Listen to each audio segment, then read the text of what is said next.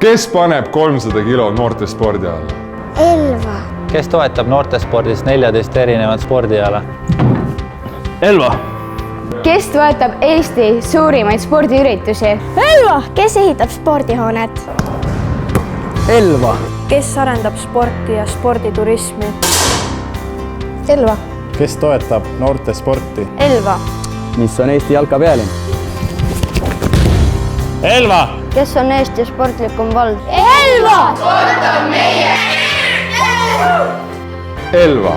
Sport on meie kirg.